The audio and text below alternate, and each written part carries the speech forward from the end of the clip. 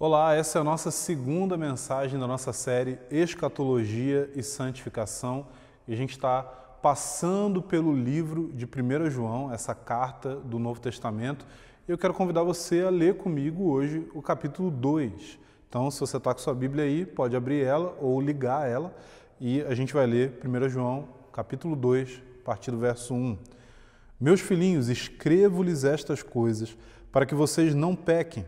Mas se alguém pecar, temos advogado junto ao Pai, Jesus Cristo, o justo, e Ele é a propiciação pelos nossos pecados, não somente pelos nossos, mas também pelos do mundo inteiro. Nisto sabemos que o temos conhecido, se guardamos os seus mandamentos. Aquele que diz, eu o conheço, mas não guarda seus mandamentos, esse é mentiroso. A verdade não está nele, mas quem guarda sua palavra, nele verdadeiramente tem sido aperfeiçoado o amor de Deus. Nisto sabemos que estamos nele. Quem diz que permanece nele, esse deve também andar assim como ele andou. Amados, não lhes escrevo um mandamento novo, mas um mandamento antigo, que vocês tiveram desde o princípio. Esse antigo mandamento é a palavra que vocês ouviram. Por outro lado, o que lhes escrevo é um mandamento novo, aquilo que é verdadeiro nele e em vocês, porque as trevas vão se dissipando e a verdadeira luz já brilha. Quem diz estar na luz, mas odeia o seu irmão, está nas trevas até agora. Quem ama o seu irmão permanece na luz, e nele não há nenhum tropeço. Mas quem odeia o seu irmão está nas trevas, anda nas trevas, e não sabe para onde vai, porque as trevas lhe cegaram os olhos. Filhinhos, escrevo a vocês, porque os seus pecados são perdoados, por causa do nome de Jesus. Pais, escrevo a vocês, porque conhecem aquele que existe desde o princípio. Jovens, escrevo a vocês, porque vocês têm vencido o maligno. Filhinhos, escrevi a vocês, porque conhecem o Pai. Pais, escrevi a vocês, porque conhecem aquele que existe desde o princípio. Jovens, escrevi a vocês, porque são fortes, e a palavra de Deus permanece em vocês, e vocês já venceram o maligno. Não amem o mundo, nem as coisas que há no mundo.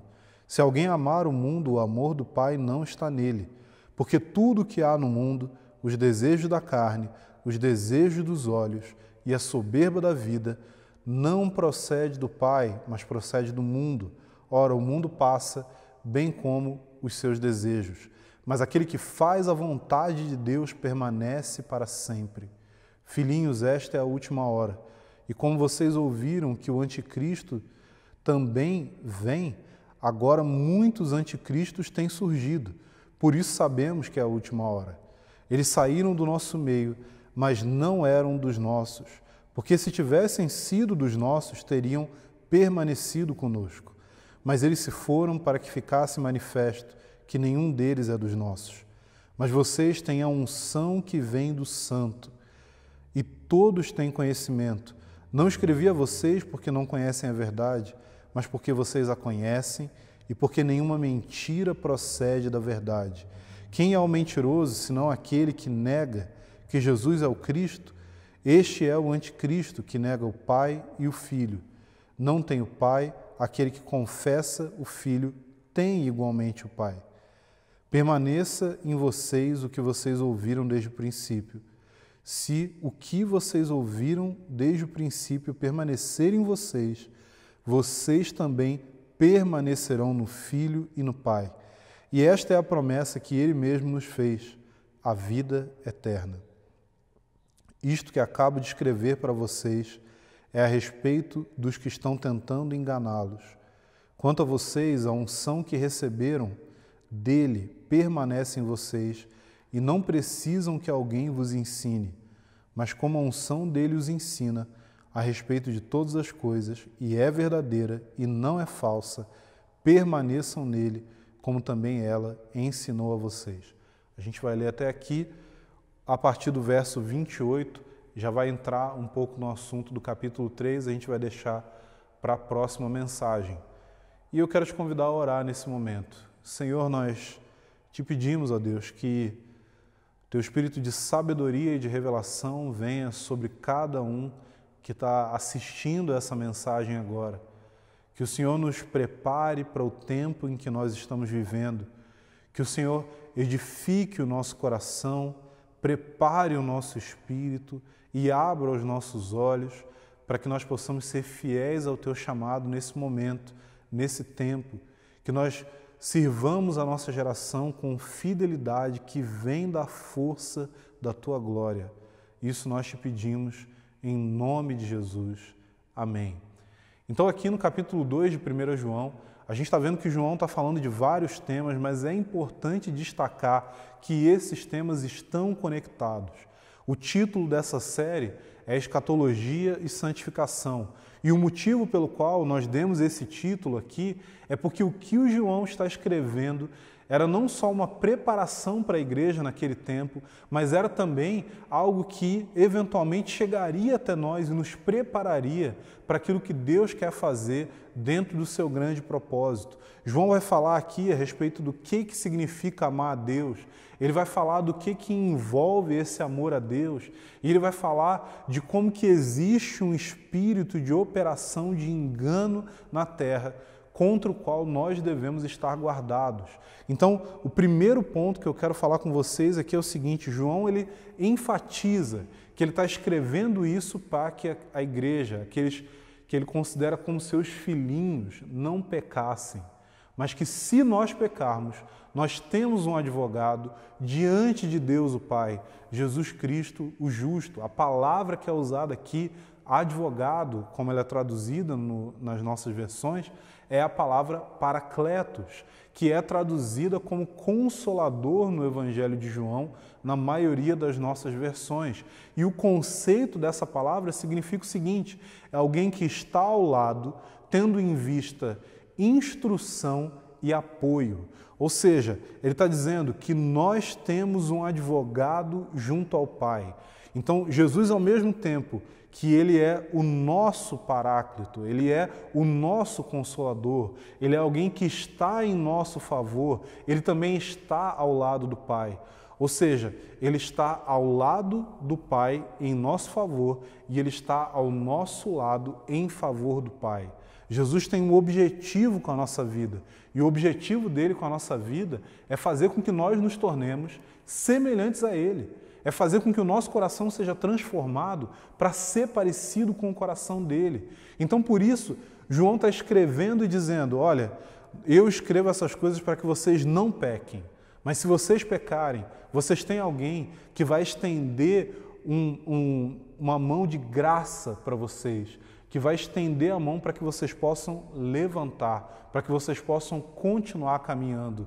Vocês não precisam ficar arrasados se vocês não foram perfeitos, se vocês erraram, se vocês cometeram alguma coisa que vai contra os mandamentos de Deus. Mas o que vocês precisam é permanecer com sua fé nele, é permanecer com seus olhos nele. Porque o problema é quando nós pecamos e permanecemos caídos. O problema é quando nós pecamos e, ao invés de permanecer com os nossos olhos em Cristo, nós começamos a olhar para nós mesmos. João está falando: eu estou escrevendo aqui para que vocês vivam uma vida de santidade, mas se vocês errarem, o certo, o que vai fazer com que vocês se levantem, não é olhar para si mesmo. O certo, o que vai fazer com que você se levante e continue caminhando, é olhar para Jesus e olhar para o fato de que Ele é poderoso o suficiente para mudar o nosso interior. Então, João fala aqui para a gente sobre isso. Olha, eu estou escrevendo para vocês não pecarem, mas ao mesmo tempo ele sente a necessidade de falar conosco a respeito do que significa viver uma vida de santificação real. É a respeito do que significa a gente viver uma vida que realmente está andando com fidelidade a Deus. Ele vai falar para nós aqui o seguinte, que Jesus é a propiciação pelos nossos pecados, mas que aquele que diz eu o conheço, mas não guarda os mandamentos, esse é mentiroso. E a verdade não está nele. E isso pode trazer uma certa confusão para nós. Você pensa assim: Ué, mas João está falando que a gente tem um advogado diante do Pai, João está falando que a gente tem Jesus para nos apoiar, mas ao mesmo tempo ele está dizendo que se a gente quebra os mandamentos, nós não temos a verdade dentro de nós. Para um pouco para você perceber o que está sendo falado aqui na passagem. João está dizendo, a partir do verso 4, aquele que diz eu o conheço, mas não guardo os mandamentos, esse é mentiroso, a verdade não está nele. Mas quem guarda a sua palavra, nele verdadeiramente tem sido, e esse é o foco aqui, aperfeiçoado o amor de Deus. Ou seja, há um aperfeiçoamento, há uma jornada que é conduzida por Deus. Ele não está querendo dizer aqui que guardar os mandamentos significa perfeição. Por quê? Porque João já falou lá no primeiro capítulo que aquele que diz eu não tenho pecado, esse é mentiroso. Então, aquele que diz que não tem pecado é mentiroso, mas aquele que diz que o conhece, mas permanece quebrando os mandamentos, também é mentiroso. E João vai explicar para nós mais profundamente isso no capítulo 3, mas é preciso entender o seguinte, gente, se a gente conhece a Deus, existe na nossa vida um aperfeiçoamento da obediência. Existe na nossa vida um aperfeiçoamento da santidade. Se não há esse aperfeiçoamento da santidade, o que a gente está experimentando? A gente está experimentando uma falsa vida cristã, uma fé que falta substância, uma confiança em Deus que, na verdade, se torna uma desculpa para viver uma vida de pecado. Isso não é o verdadeiro evangelho. João está escrevendo essas coisas para que nós não vivamos uma vida de pecado. Ele está escrevendo isso daqui para que nós encontremos um caminho onde a gente vai constantemente progredindo em santidade diante do Senhor. E para isso João vai enfatizar um outro ponto agora. Agora ele vai trazer para nós o seguinte, olha, se você ama a Deus, você guarda os mandamentos. Mas você precisa entender também que se você ama a Deus, você ama o seu irmão. Não adianta você ser uma pessoa que tem uma ética elevadíssima, mas que não consegue se relacionar com outros. João deixa claro isso para nós, que é aquele que odeia o seu irmão, ele está vivendo em trevas.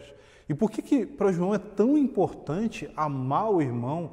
Por que para João é uma ênfase tão grande não andar em trevas, e que não andar em trevas significa que você caminha com outras pessoas, que você abre o seu coração, que você ama essas pessoas? Por quê? Porque lá atrás ele já falou para nós que aquele que anda em trevas não conhece a Deus.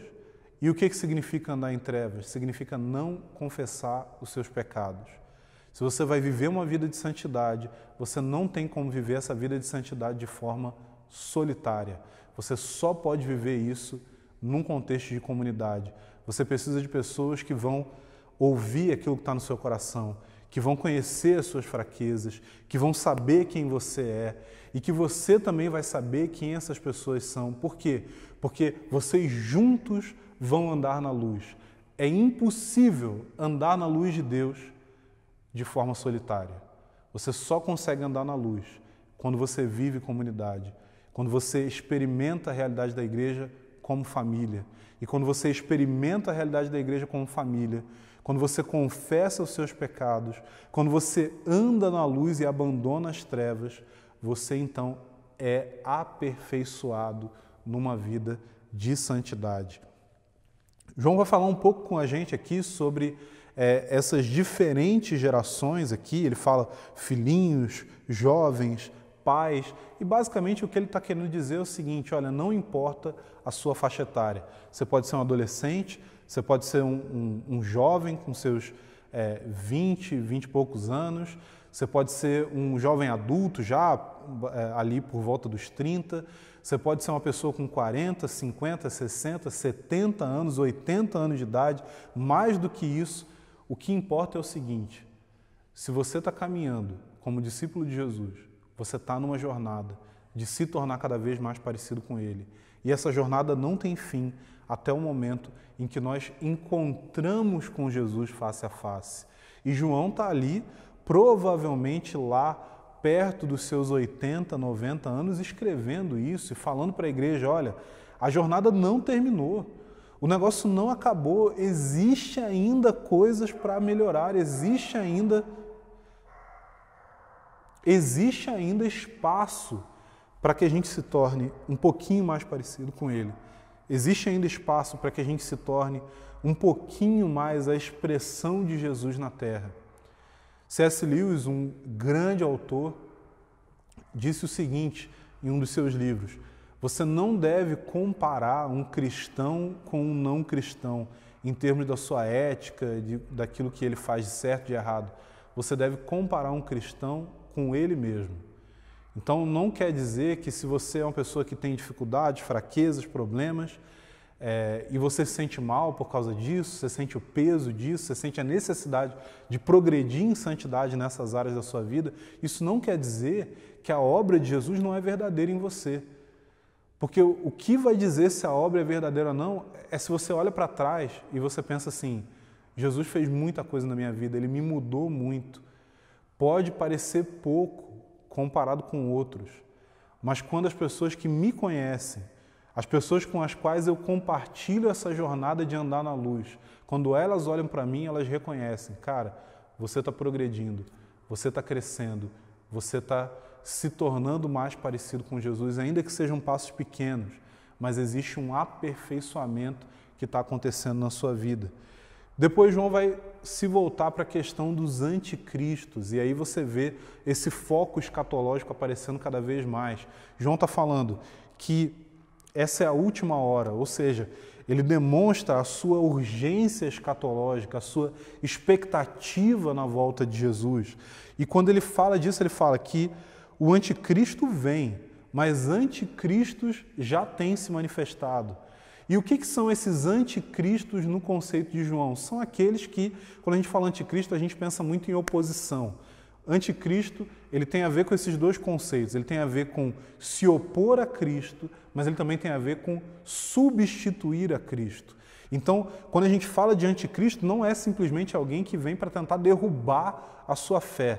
Quando a gente fala de anticristo, a gente fala também de algo que vem para tentar substituir o objeto da sua fé, ou seja, entrar no lugar de Jesus na sua vida. Então, João vai dizer, muitos anticristos têm se manifestado. Que anticristos são esses? São aqueles que tentam se apresentar de uma forma que distorcem a identidade de Jesus e que também se apresentam como sendo a solução para determinados problemas. João está falando aqui, você precisa se proteger do erro, você precisa se proteger do engano. Uma das maiores características que a Bíblia vai falar para nós sobre os últimos dias, sobre o fim dos tempos, é o aumento do engano, é o aumento de pessoas que vão ser enganadas por aqueles que distorcem a palavra e que apresentam uma substituição falsificada de quem Jesus é, de quem Deus é. Então, João está falando, olha, se você não ama a Deus, ou seja, se você não guarda os seus mandamentos, se você não ama o seu irmão, ou seja, você anda em trevas, se você participa de uma igreja, não quer dizer que você está andando na luz. Se você é membro de uma igreja, não quer dizer que você está progredindo em santidade e obedecendo os mandamentos de Deus. E se você não obedece os mandamentos e não ama o seu irmão, você está propenso a ser enganado por esses inúmeros anticristos que se manifestam no mundo. E você está propenso também a ser enganado pelo próprio anticristo, essa figura que em um momento da história vai aparecer. Então, como que você faz para não cair no engano? Você precisa ter uma vida focada em obedecer a Deus. E você precisa ter uma vida focada em amar os irmãos, em andar na luz, em confessar os seus pecados, em se fazer conhecido e abandonar as trevas que podem envolver a sua vida e deixar você propenso ao erro, ao engano e ao pecado. E João está deixando muito claro o seguinte, olha, eles saíram do nosso meio porque eles não eram dos nossos. E aqui que entra uma virada, o famoso plot twist. O que é? Se você não guarda os mandamentos, se você não ama os irmãos, se você não anda na luz, você não só corre o risco de ser enganado, mas você corre o risco também de ser o propagador do engano, de você ser aquele que, igual a gente fala hoje, o pessoal toda hora está falando sobre fake news. Então, a questão é que se você não sabe identificar, pesquisar, checar as fontes, saber o que é confiável, o que não é confiável, você facilmente pode ser enganado por fake news e você facilmente pode transmitir fake news. E o que João está dizendo para nós é o seguinte: se você não vive uma vida que está blindada contra o espírito do engano, contra o espírito do anticristo, você facilmente pode se tornar um propagador desse engano que nega a identidade de Jesus, que nega o papel do Espírito na nossa santificação, que nega as doutrinas básicas da fé cristã. Então, o que você precisa? Você precisa se preparar para isso. E os principais recursos que você tem são amar a palavra de Deus. E amar a palavra de Deus significa ler a Bíblia e procurar. Como disse Charles Spurgeon, considerado um dos maiores pregadores da história, um homem com uma Bíblia na mão e uma caneta na outra rapidamente vai encontrar o que há de errado consigo mesmo. A gente precisa olhar para a Bíblia não como... entende aquele conceito assim? Você não só lê a Bíblia, você deixa a Bíblia ler a sua vida. Você deixa a Bíblia ler o seu coração. Você se deixa ser confrontado pela palavra. Você chega à conclusão de que existem mandamentos de Deus aos quais você não obedece. Você chega à conclusão de que existem padrões de Deus nos quais você ainda não se encaixa. E quando você chega a essa conclusão, você recorre ao Senhor em comunhão com Ele e você recorre aos irmãos, tendo companheiros de jornada.